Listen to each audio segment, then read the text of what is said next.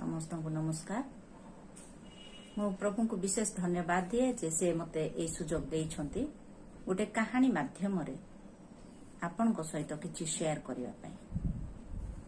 से कहानी टी हला गोटे असंतुष्ट काऊ, जो काऊ की से अन्य मान को सहित निजको तुलना कला। जेते पर्यंत काऊ एकुटिया थिला, से विभिन्न जगह को उड़ुथिला, बहुत खुशी रे थिला। से भाबुथिला मो बहुत सुंदर, मो परिया किए नाही। किंतु जेते बेले से गोटे बतक को देखिला, गोटे बतक जो पानी रे पहुँचुथिला, बतक बहुत धला, एकदम व्हाइट कलर।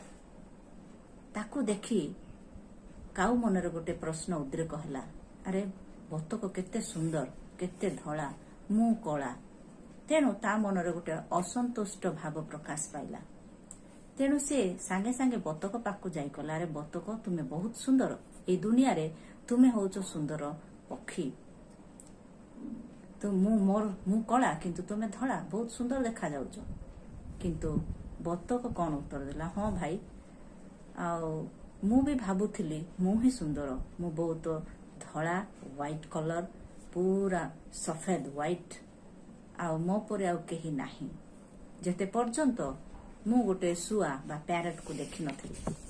जेतेबेले मो सुआ को देखिली, मोर तो गोटे कलर किंतु तार दुईटा कलर अछि। तेणु मु भाबिली, अरे अरे मु केवल गोटे कलर रे निर्मित, आ मु भाबुथिली मु बहुत सुंदर, किंतु सुआ मो ठारो आहुरी अधिक सुंदर। यहा सुनी काऊ चिंता कला, ओहो ताहले सुआ केते सुंदर होई नथिबो। सुआ पाखकु जिबा पई से चेष्टा कला एवं सुआ को खोजिला। तापर से कोन कला, सुआ पाखु गला, आ सुआ को देखि से ताकू बहुत प्रशंसा कला। हे सुआ, तुमे होचो ए जगत रे बहुत सुंदर प्राणी, आउ तुमे केते सुंदर, तुमे बहुत भाग्यवान। ता उत्तर रे सुआ कहला, हाँ हाँ मु बहुत सुंदर, मु भी भाबुथिली, मु भी बहुत खुशी थिली, कारण मु बहुत सुंदर देखा जाए, मोर मध्य दुईटा कलर अछि। किंतु जेते बेले मु मयूर को देखिली, आउ मयूर होची बहुत सुंदर, मो निजको गर्वित अनुभव करथिली, मो बहुत सुंदर पक्षी जगत रे। किंतु मयूरर विभिन्न प्रकार कलर अछि, से रंग बेरंग पक्षी अटे। ए कथा सुनी काऊ भाविला, ठीक अछि, ताहले मु से मयूर पाखु जाए।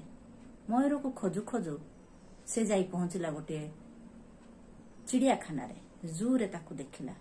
आउ से मयूरटी पंजरा भितर थिला।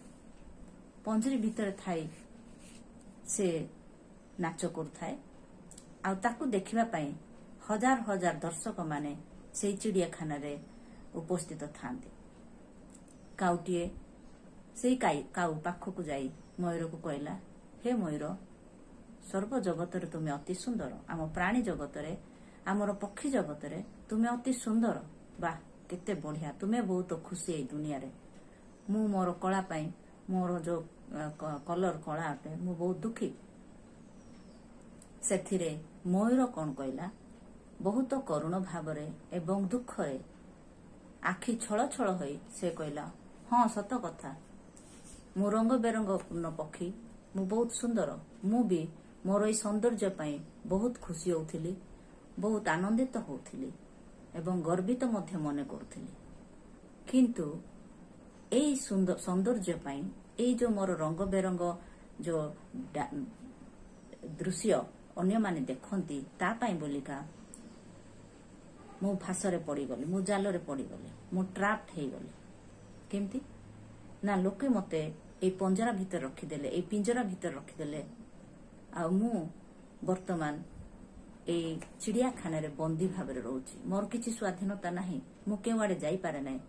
अवश्य दर्शक माने आसंती देखंती एवं मोर सौंदर्य को देखि से माने प्रशंसा करंती, किंतु मु एते भाग्यहीन जे मु मो निज इच्छा रे मु बाहर को जाई पारे नाही। तुमे ही भाग्यवान हे काऊ, तुम इच्छा रे तुमे केवाडे मध्य उड़ी पारिबो, तुमर स्वतंत्रता अछि, तुमर स्वाधीनता अछि। किंतु मोर से स्वाधीनता नाही, मोर से स्वतंत्रता नाही जे मु अन्य कुआडे जाई पारिबो।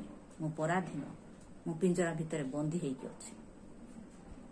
ତାର କିଛି କ୍ଷଣ ମଧ୍ୟରେ କାଉ ଭାବିବାକୁ ଲାଗିଲା ସତ କଥା ଯେ ମୁଁ ହିଁ ପ୍ରକୃତରେ ଖୁସି ଏବଂ ଏକ ଫ୍ରି ବାର୍ଡ। ସେହି ଦିନ ସେ ବୁଝିପାରିଲା ସେ ଯେଉଁ ଅବସ୍ଥାରେ ଅଛି, ଯେଉଁ ଭାବରେ ଈଶ୍ୱର ତାକୁ ସୃଷ୍ଟି କରିଛନ୍ତି, ସେହି ପରିସ୍ଥିତିରେ ହିଁ ସେ ସନ୍ତୁଷ୍ଟ ହେବା ଉଚିତ। କିନ୍ତୁ ଅନ୍ୟମାନଙ୍କୁ ଦେଖି, ଅନ୍ୟମାନଙ୍କ ସହିତ ନିଜକୁ କମ୍ପେୟାର କରି ସେ ନିଜକୁ ତୁଚ୍ଛ ମନେ କରୁଥିଲା, ଘୃଣ୍ୟ ମନେ କରୁଥିଲା ଏବଂ ଖୁସି ନଥିଲା। ଏ ମୋରାଲ ଅଫ ଦ ଷ୍ଟୋରି। ଆମେ ଏଇ କାହାଣୀରୁ କ'ଣ ଶିକ୍ଷା ପାଉଛୁ? ଯେ ଆମେ ଅନ୍ୟମାନଙ୍କ ସହିତ ନିଜକୁ ତୁଳନା କରିବା ନାହିଁ। ଆମେ ଜାଣୁନା ସେମାନେ କିପରି କୋଉ ପରିସ୍ଥିତିରେ ଅଛନ୍ତି ଏବଂ କ'ଣ କ'ଣ ସେମାନଙ୍କୁ ତ୍ୟାଗ କରିବାକୁ ପଡୁଛି। ତେଣୁ ଅନ୍ୟକୁ ଦେଖି ଆମେ କେବେ ମଧ୍ୟ ନିଜକୁ କମ୍ପେୟାର କରିବା ନାହିଁ। ଈଶ୍ୱର ଯେଉଁ ଭାବରେ ଆମମାନଙ୍କୁ ସୃଷ୍ଟି କରିଛନ୍ତି, ଯେଉଁ ପରିସ୍ଥିତିରେ ଆମେ ଅଛୁ, ସେହି ପରିସ୍ଥିତିରେ ହିଁ ଆମେ ଈଶ୍ୱରଙ୍କୁ ଧନ୍ୟବାଦ ଦେବା କଥା। ବାକ୍ୟରେ ଲେଖାଯାଏ, ସର୍ବ ଅବସ୍ଥାରେ ଧନ୍ୟବାଦ ଦିଅ, ଆଉ ସର୍ବ ପରିସ୍ଥିତିରେ ଧନ୍ୟବାଦ ଦିଅ। ଆହୁରି ମଧ୍ୟ ଲେଖାଯାଏ ଯେ ପାଉଲ କୁହନ୍ତି, କାରଣ ମୁଁ ଯେକୌଣସି ଅବସ୍ଥାରେ ଥାଏ ସେଥିରେ ସନ୍ତୁଷ୍ଟ ରହିବାକୁ ଶିକ୍ଷା କରିଅଛି। ପ୍ରଥମ ତିମୋଥୀ 6:6 ଏବଂ 7 ଲେଖାଯାଏ, ଈଶ୍ୱର ପରାୟଣତା ସନ୍ତୋଷ ଭାବ ଯୁକ୍ତ ହେଲେ ପ୍ରକୃତରେ ବିଶେଷ ଲାଭଜନକ। କାରଣ ଆମମାନେ ଜଗତକୁ କିଛି ଆଣିନାହୁଁ, ପୁଣି ଏଠାରୁ କିଛି ଘେନି ଯାଇ ନ ପାରୁ। ମୋର ପ୍ରିୟମାନେ, ଆମମାନେ ଯେଉଁ ଅବସ୍ଥାରେ ଅଛୁ ସେହି ଅବସ୍ଥାରେ ହିଁ ଆମେ ଈଶ୍ୱରଙ୍କୁ ଧନ୍ୟବାଦ ଦେବା, ଗୌରବ କରିବା। ଯେଉଁ ପ୍ରକାର ଈଶ୍ୱର ଆମମାନଙ୍କୁ ସୃଷ୍ଟି କରିଛନ୍ତି ତାହା ଅତି ଉତ୍ତମ ଅଟେ। ତେଣୁ ଆମେ ଈଶ୍ୱରଙ୍କୁ ଧନ୍ୟବାଦ ଦେବା। ଆସନ୍ତା ଥର ଯଦି ପ୍ରଭୁଙ୍କ ଇଚ୍ଛା ହୁଏ ତାହେଲେ ଏଇ ବି କଣ୍ଟେଣ୍ଟ, ବି ହାପି ବିଷୟରେ ଆଉ କିଛି କାହାଣୀ ଏବଂ ବାକ୍ୟ ମାଧ୍ୟମରେ ଆମେ ଶିକ୍ଷା ପାଇବା। ଆଉ ବର୍ତ୍ତମାନ ପାଇଁ ଏତିକି। ପ୍ରଭୁ ସମସ୍ତଙ୍କୁ ଆଶୀର୍ବାଦ କରନ୍ତୁ। ପ୍ରେଜ୍ ଦ ଲର୍ଡ।